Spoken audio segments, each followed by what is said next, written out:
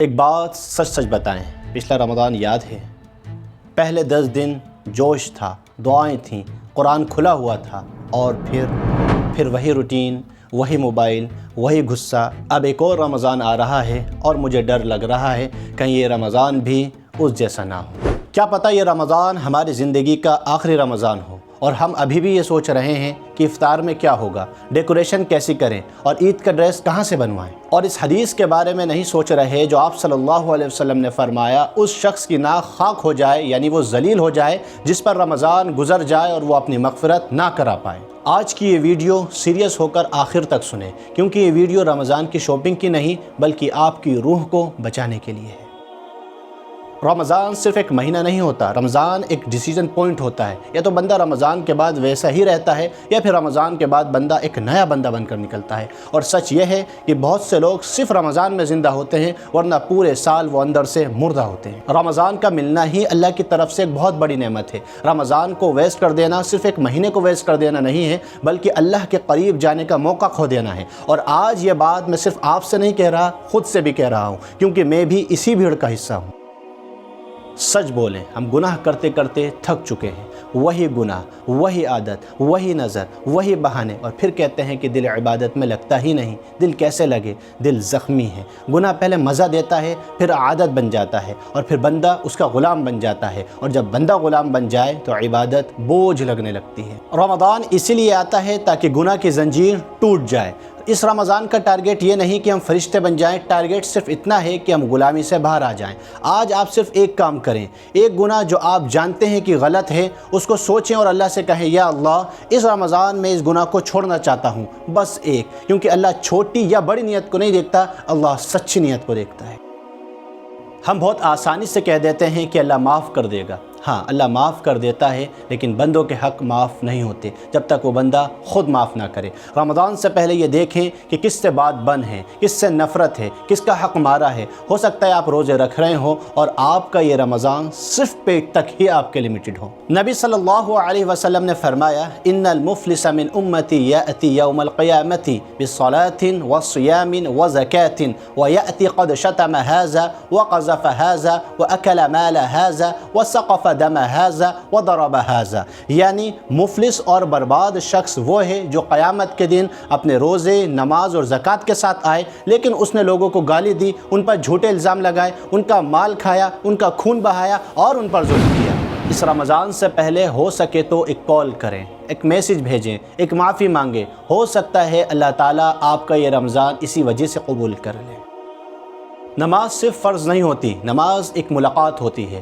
ہم دنیا کی میٹنگ مس نہیں کرتے لیکن رب سے میٹنگ مس کر دیتے ہیں، اور پھر کہتے ہیں کہ زندگی میں سکون نہیں۔ سکون کیسے ملے جب اللہ سے ہمارا کنیکشن ہی نہیں ہے؟ نماز ہمیں رب سے جوڑتی ہے، روز دن میں 5 مرتبہ۔ فجر کی نماز نیند نہیں توڑتی بلکہ غرور توڑتی ہے۔ جو بندہ فجر جیت لیتا ہے وہ دن جیت لیتا ہے۔ اس رمضان اگر صرف ایک کام ہو جائے کہ فجر کے بعد 5 منٹ خاموش بیٹھ کر اللہ سے بات کریں تو سمجھ لیں کہ رمضان کا پہلا دروازہ کھل گیا ہے۔ قرآن اللہ کی آواز ہے، ہم سائلنٹ ہیں، ہم کہتے ہیں سمجھ نہیں آتا، جبکہ قرآن خود فرماتا ہے وَلَقَدْ يَسَّرْنَا الْقُرْآنَ لِلذِّكْرِ فَهَلْ مِن مُدَّكِرٍ، اور ہم نے قرآن کو سمجھنے کے لیے آسان کر دیا ہے۔ کیا کوئی ہے سمجھنے والا؟ قرآن مشکل نہیں، دل مصروف ہے۔ قرآن جب کھلتا ہے تو بندہ اپنے آپ سے ملتا ہے، کیونکہ ان هَذَا الْقُرْآنَ يَهْدِي لِلَّتِي هِيَ أَقْوَمُ، بے شک قرآن سب سے سیدھے راستے کی طرف ہدایت کرتا ہے۔ لیکن ہم ٹیڑھے راستوں میں بھٹک رہے ہیں۔ قرآن آپ کو جج نہیں کرتا، قرآن آپ کو اٹھاتا ہے۔ اگر پورا جز مشکل لگتا ہے تو صرف ایک آیت پڑھیں لیکن روز، ہو سکتا ہے وہ ایک آیت آپ کی زندگی بدل دے، کیونکہ قرآن صرف پڑھنے کے لیے نہیں بلکہ جینے کے لیے نازل ہوا ہے۔ رمضان صرف مسجد میں نہیں آتا، رمضان گھر میں بھی آتا ہے۔ اگر گھر میں غصہ ہو، تانے ہوں، بے عزتی ہو تو رحمت دروازے پر ہی رک جاتی ہے۔ نبی صلی اللہ علیہ وسلم نے فرمایا، خیرکم خیرکم لأہلہ، تم میں بہترین لوگ وہ ہیں جو اپنے گھر والوں کے لیے بہترین ہوں۔ رمضان میں تراویح لمبی ہو لیکن زبان تیز ہو تو روح کا روزہ ٹوٹ جاتا ہے۔ ایک اور حدیث میں نبی صلی اللہ علیہ وسلم نے فرمایا، المسلم من سلم المسلمون من لسانہ ویدہ، مومن وہ ہے جس کے ہاتھ اور زبان سے دوسرے محفوظ رہیں۔ سب سے پہلے کون محفوظ ہونا چاہیے؟ آپ کا اپنا گھر۔ اگر شوہر ہیں تو نرمی سیکھیں، اگر بیوی ہیں تو سکون بنیں، اگر بچے ہیں تو ادب سیکھیں، اگر اسٹوڈنٹ ہیں تو ڈسپلن سیکھیں، اگر جاب کرتے ہیں تو اللہ کو نہ بھولیں، اور اگر اکیلے ہیں تو اللہ کو محسوس کریں۔ مثل البیت الذی یذکر اللہ فیہ والبیت الذی لا یذکر اللہ فیہ مثل الحی والمیت، اور جس گھر میں اللہ کا ذکر ہو اور جس میں نہ ہو، ان کی مثال زندہ اور مردہ جیسی ہے۔ اگر قرآن صرف مسجد میں کھل رہا ہے اور گھر میں نہیں تو گھر زندہ کیسے؟ اس رمضان گھر کو جنت جیسا بنائیں، قرآن کھولیں، تلاوت کریں، ذکر کریں، قرات کریں، لوگوں کو نصیحت کریں، لوگوں کو معاف کریں، کیونکہ نبی صلی اللہ علیہ وسلم نے فرمایا من لا یرحم لا یرحم، جو رحم نہیں کرتا اس پر رحم نہیں کیا جاتا۔ اور جہاں سکون ہوتا ہے وہاں اللہ کی رحمت نازل ہوتی ہے، اللہ کی رحمت اترتی ہے، اور جہاں اللہ کی رحمت ہوتی ہے وہ گھر جنت کا ٹکڑا بن جاتا ہے۔ ہم پیٹ کا روزہ رکھتے ہیں لیکن نظر کا نہیں، زبان چپ ہے لیکن اسکرین بول رہی ہوتی ہے، ریلز فاسٹ ہیں، رمضان سلو ہے، دونوں ایک دل کے اندر نہیں چل سکتے۔ نبی صلی اللہ علیہ وسلم نے فرمایا من لم يدع قول الزور والعمل به فليس الله حاجة في ان يدع طعامه وشرابه، اور جس نے جھوٹ اور برے کام نہیں چھوڑے تو اللہ کو اس کے بھوکے اور پیاسے رہنے کی کوئی ضرورت نہیں۔ سوچیں اگر روزہ ہے لیکن کنٹینٹ حرام ہے تو ہم کیا پروٹیکٹ کر رہے ہیں؟ اس رمضان فون کا وقت کم کریں، فجر کے بعد اسکرولنگ بند کریں، سونے سے پہلے اسکرین نہیں دعا کریں، کیونکہ آنکھ کا گناہ دھیرے دھیرے دل کو اندھا کر دیتا ہے، اور جب دل اندھا ہو جاتا ہے تو اس میں قرآن کا نور نہیں اترتا۔ ڈیجیٹل روزے کا مطلب یہ نہیں کہ فون بند کر دیا جائے، بلکہ یہ ہے کہ فون پر کنٹرول پا لیا جائے۔ اس رمضان نوٹیفیکیشن کم کریں اور اللہ سے کنیکشن زیادہ کریں۔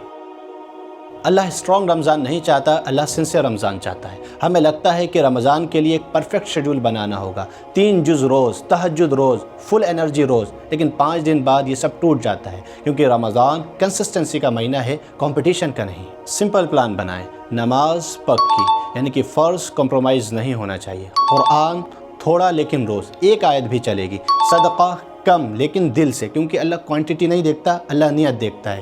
گناہ کم سے کم 1 گناہ چھوڑ دیں، 1 عادت توڑ دیں، غیبت، میوزک، لیٹ نائٹ اسکرولنگ، اس سب کو چھوڑ دیں۔ اگر اتنا بھی ہو گیا تو رمضان سکسیسفل ہے، کیونکہ اللہ کوانٹٹی نہیں دیکھتا، اللہ سنسیئرٹی دیکھتا ہے۔ اصلی ٹیسٹ عید کے بعد شروع ہوتا ہے۔ اسٹڈی کہتی ہے کہ کسی بھی چیز کی عادت ڈالنے کے لیے اسے 21 دن تک کرنا ہوتا ہے۔ ہمارے پاس یہ گولڈن اپرچونٹی ہے، 21 دن تک ہم عادت پیدا کریں گے، اور پھر اس کے بعد ہمارے سامنے ہوگا آخری عشرہ۔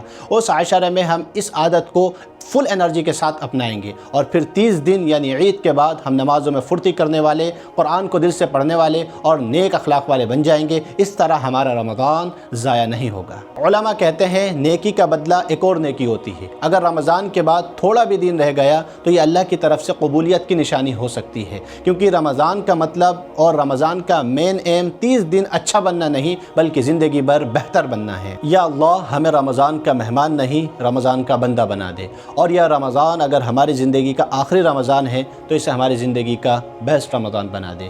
آمین۔